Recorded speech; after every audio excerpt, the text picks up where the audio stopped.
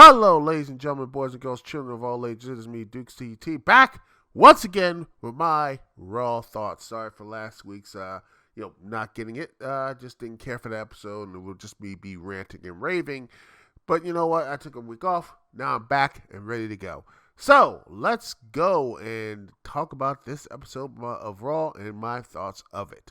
First up is Liv Morgan's revenge tour. She beat Tiffany Stratton. She took Rhea Ripley out. She's gone a very long time. She beat Nia Jax at the WWE Crown Jewel. She's beyond everything else. She's great. She's doing all this stuff in this nice little promo. Yada yada yada. Then Jade Cargill and Bianca Belair. They say they tell Liv and Raquel that if they want a piece of the tag champs, now's their chance. Morgan, she says, she tried to get all that, back and forth and saying, Jay's the Bianca is EST, the strongest, and all that stuff, trying to make a wedge between the two, which they're trying, but I don't think it's going to happen. But then, next thing you know, Belair actually says, you know what, they want to have a match. They say, you want to talk all this stuff? Let's have a match tonight. But hold on, Adam Pearce says, hold on a minute. We're not having a tag team match, but yeah. And by the way, Adam Pearce is like yelling, like, calm down, everybody. But let's be real. They're not really calm. They're all really calm at this point. I don't know what's going on with Pearce. Maybe that RKO he took at Crown Jewel really messed him up.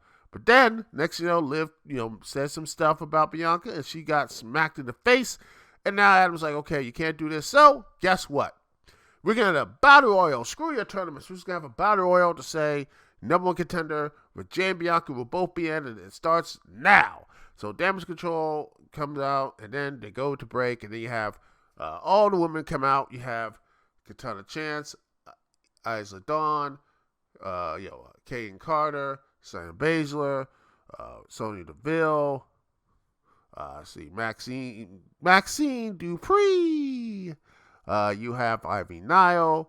You got Alba Fire, and you have Zelina Vega, and all this other stuff here. But yeah, this was a decent battle royal, but the crowd really helped this out because I feel like if this crowd, and I'll say this about the Saudi crowd, they really love this stuff. They have very energy and have this connect. They are hyped up, and once again, if this was happening in say America, whatever, most of this crowd would not care. The crowd would just be like, they wouldn't have cared. But it does show there is an audience, even in Saudi Arabia, that loves women's wrestling. So maybe they should start putting some stuff here. But at the end of the day, let's see if WWE is going to actually, put that stuff there. Will actually do something with this. But let's get back to the match. It has some good eliminations, some bad eliminations, and I just didn't care for all of that. But at the end of the day, Raquel Rodriguez and Liv get involved, and they forced both Jade and Bianca to be eliminated. And they got pissed off at it, and then they ran away, and it looks like they're going to be in a match next week for the tag championship. So yeah, that's nice, and I bet Jade's going to take the pin because WWE hates everything, and they hate fun. But anyway, getting back to the match, it was Io Sky who eliminated Lyra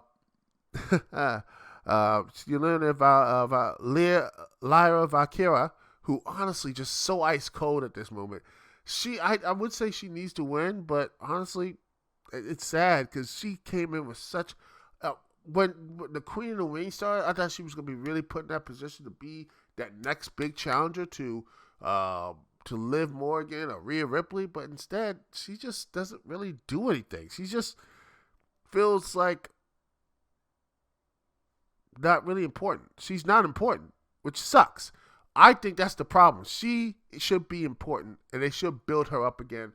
Maybe another tournament. Maybe something, because she needs something to really do anything, to really put herself back into wow, she's gonna be the next women's champion, and you build that up to her. But yeah, at the end of the day, Io Sky wins and becomes the number one contender of the WWE Women's Championship. And then we got Xavier Woods and Kofi Kingston, the New Day, bickering back and forth about who calls them the number one contenders last week, and then a Y6 promo with VHS promo about all the stuff about the snakes, the false prophets, and then the Miz with duct tape and all this other stuff, and also showed footage of the B team with Bo Dallas and Curtis Axel. If you remember that B team, PT, go, all that good stuff a couple years ago, and then he's like, talks about snakes and false prophets, and then Miz, to take the duct tape off, and Miz begs he's not with the Final Testament, and he's willing to forget all about it. But Uncle Hardy gets in his ear and says, they're not there for the Final Testament. They wanted him the entire time. So they want him to crawl on his belly through thorn and thistle and burn him with the pain he's inflicted on others, while he begs and pleads until he begs and pleads for mercy until he returns to the ground he's come. So that's what it is. So Miz is going to be tortured while the Final Testament don't really care. So that's just great. But decent segment. But then you get to a commercial. They have Goldberg retirement match next year. The deal's done, so Goldberg's going to get his last match. Probably a world title shot next year. Maybe for Netflix. I wouldn't be surprised. Or that's not going to be the day. Swerve, he wins the world title and defends a couple times. I don't know. Who cares at that point? I wouldn't be surprised. But Goldberg will be there, a rematch match next year. It's going to be very interesting.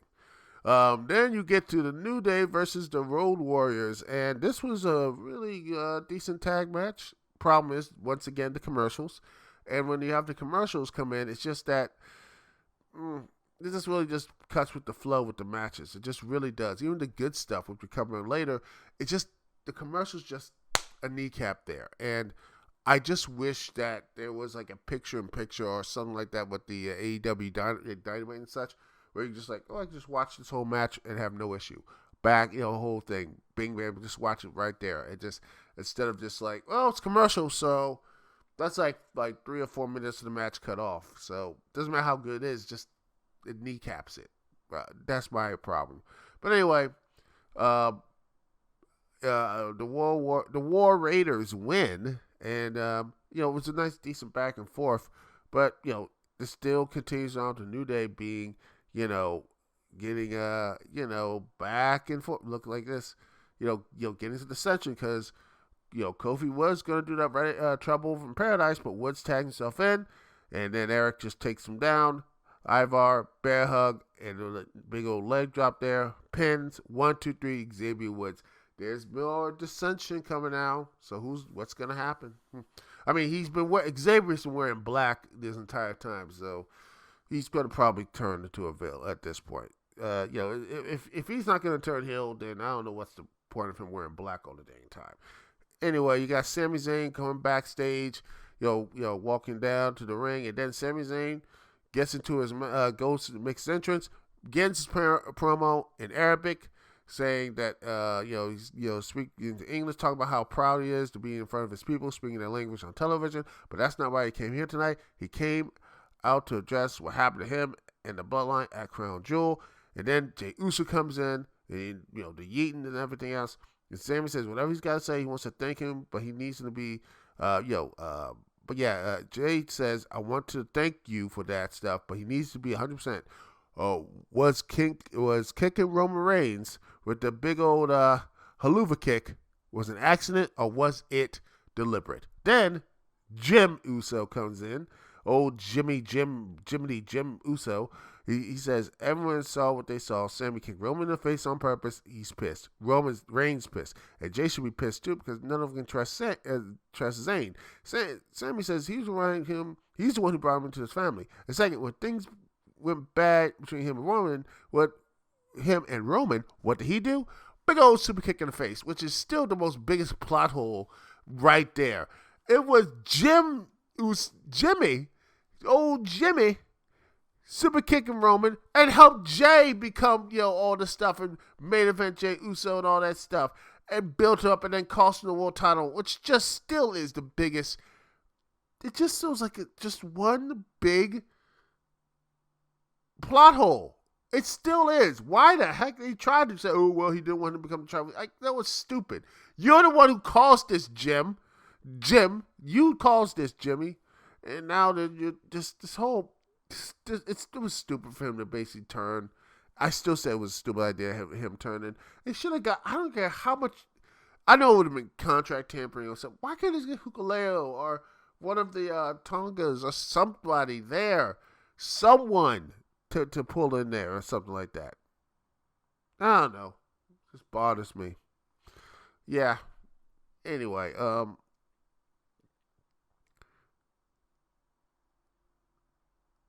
yeah, that stuff here. So yeah, but yet Jim says he's not the bad guy here. Zayn says he doesn't get it. He doesn't hate Jimmy. He's not saying he's the bad guy, but he makes bad decisions. Sammy says he came out of Crown Jewel for one guy. He wanted to make sure Jay was okay. That's it. And for a minute, he can admit when it was the four of them, it felt like old times. It felt pretty damn special. But that's all it lasted was 1 minute. And he's not doing this again. He's not going to have his loyalty questioned. He's not doing it again. He tells Jay he loves him and he's sorry, but he's not doing this again. He's out. He leaves, and then Jay says, asking him to come smack to talk like family. Jay says he's not family. Jay said so that he's wrong. And because Sammy not blood related doesn't mean he's not family. He is family. So Jay sees Jimmy Uso. He sees Jay Uso. He sees Sammy Uso, and he hopes to see his brother on Friday at SmackDown.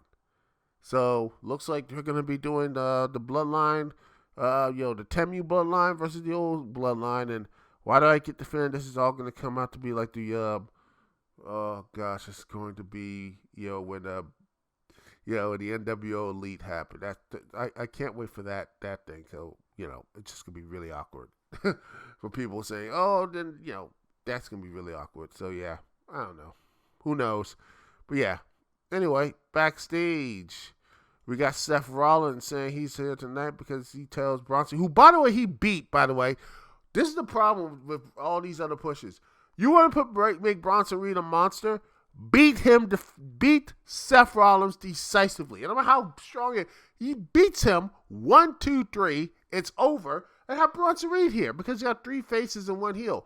Have Bronson Reed here and him dominating everything else. And then next have Seth Rollins interfere. There. You're done. You can continue the story.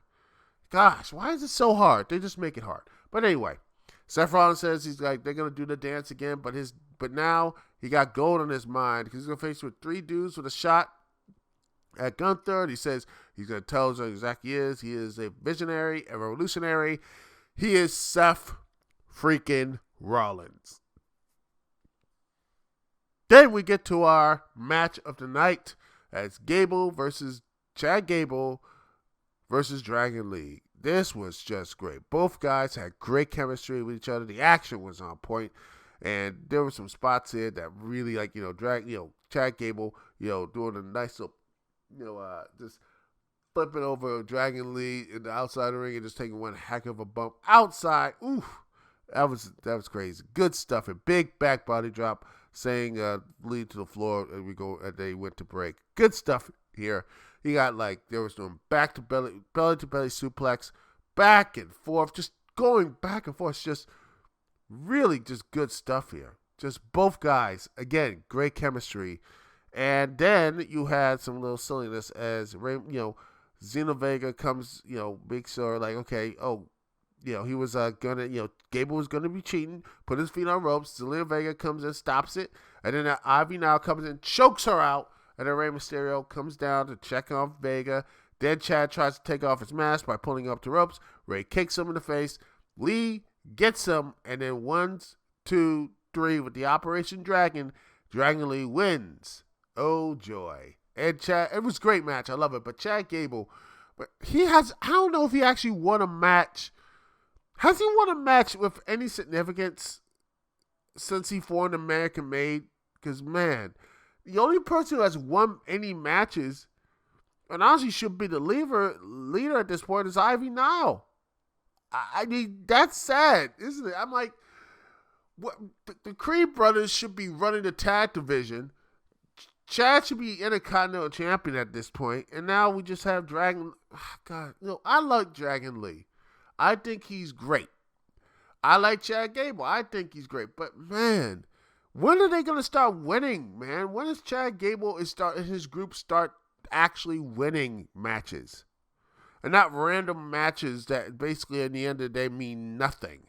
So I want Chad. I mean, why would you make this group of basically losers who are good wrestlers? What's the point? Gosh, man. It's reminding me of the Diamonds in the Rough in TNA. Remember that? With Simon Diamond, you had like let's see, Alex Skipper was in there. It was just man. That's why I see them. They're the new version. The American made is Diamonds of the Rough. If you remember TNA, you get it. If you know, you know. Anyway, you got like Lou Kaiser complaining Gunther's wasting time with question about the deserving Cody Rhodes, but Gunther says, you know what? We may not see eye to eye, but at the end of the day, looks like Cody deserves it. He was the better man.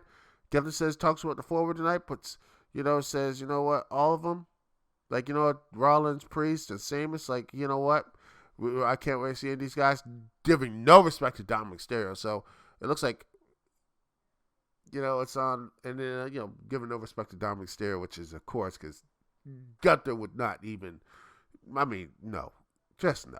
Anyway, but yeah, Gunther looks like, he's like, both of them do better. So Luke was like a little bit shocked, but is this a face turn? I don't know. I don't want Gunther having a face turn at this point. I think it's way too early for it. But I think Kaiser and them, maybe this is just a little bit of that little double talk, whatever. Besides, Gunther is going to be the one losing to Goldberg next year. So, yeah. Can't wait for that.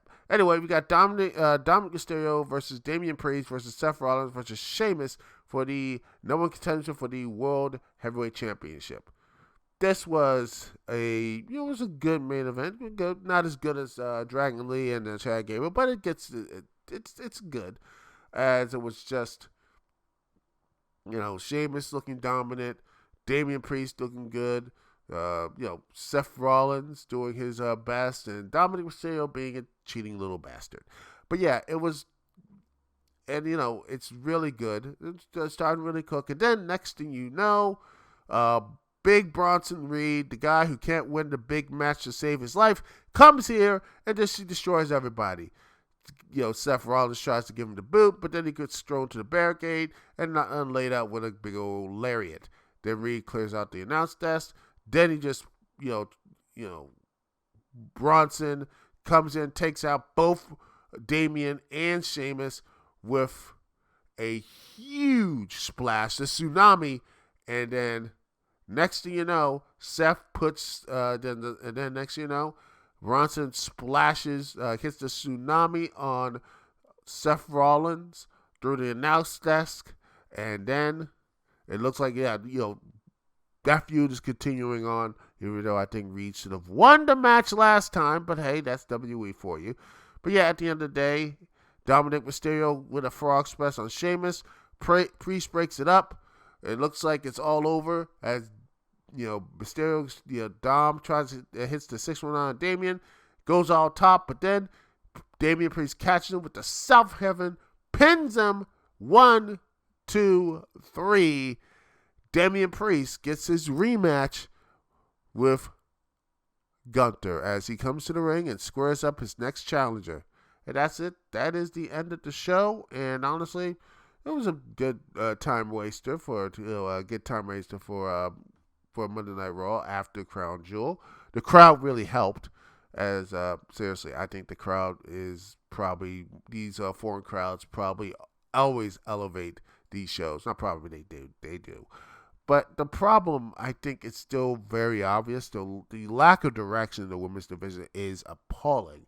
Sure, they got a number one contender match, but once again, without that crowd's energy, majority of people would not care for these old ladies, and I hate that. I hate the fact that when Io Sky comes back and to the States or whatever, I don't think the crowds are gonna really start caring. And honestly, I would have, in my opinion, I would have Liv and Raquel lose to Jade and Belair decisively. I would have Liv lose the belt because honestly, if Rhea Ripley is gone for as long as I think she is, and she might not, some would say she might not make the Rumble. At that point, then you know what? Call an audible and just have her just that was it. Just that would be it, and just have Io Sky win, and then just there you go. I mean, at this point, Liv has really. I'm sorry. I just don't. I don't think she is. She's okay, but I think the way they pushed her, it's like they're overexposing Liv Morgan, and I don't think it's going to be good for her in the long run. Having these not really good matches, but just being on the mic and with Raquel, who I like, but she really needs to get back into decent ring. I don't know what is going on. I mean, is she going to if she needs to go back, I would say this, man. I hate to say this, but she needs to go back to NXT or something because, man, she is just rusty as hell. I remember just she can't even do a choke slam, and she just looks so clunky in the ring, and I am terrified what it's going to look like with her and Bianca doing the Lord's work trying to make her decent. I worry for her. I worry for Jade, and I just worry about that because the tag team division is probably going to be the women's tag division is what it is. But now they need some good they need to start building up that women's talent. I think Pure Fusion Collective has sadly failed. No one cares about them. I think, like I said, I truly think that Katana Chance and Kaden Carter have really good. They should be so much. They should be, have more people cheering because they are doing some great moves and all that good stuff. They should be right there. And or heck, if I was, if I was doing it, hell, have Maxine Dupree win it. I don't know, do something interesting with women's title.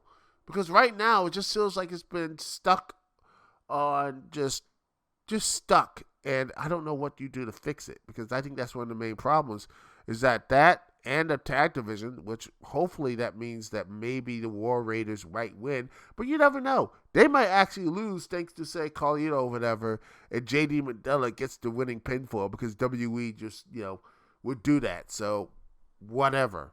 So, yeah, I don't know. Maybe I'm wrong. Maybe I could be 100% wrong, but at the end of the day, I just think those two divisions on Monday Night Raw are in definite trouble, and they need some fixing.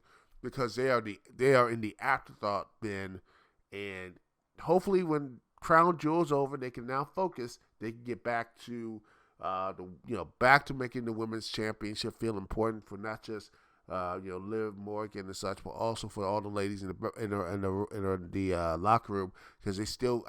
You can just feel the frustration because they know they could do great instead of just having just random matches just for the sake of random matches, and also do something better with that tag division because they have many talented teams, and it just feel like they're just not really doing much because of the Judgment Day have to be, we can't, Finn has to be strong even though he's not really in the position to be strong at that point. So I just think they just have Damian cost him the tag belts, and then you have the same thing happen to him costing the world title. You have Finn versus Damian, and if Damian, wins, the Judgment Day is broken up, and if they lose, I don't know, Damian has to rejoin the Judgment Day as their slave or I don't know, something. I just want this feud to end. I want Judgment Day to actually start going away at this point. And just call them street trash. I just want this stuff to end. You can tell? Anyway, that's my thoughts here. Anyway, thanks so much for watching. Thanks for being here. Peace and love. I'll see y'all when I see y'all. Later.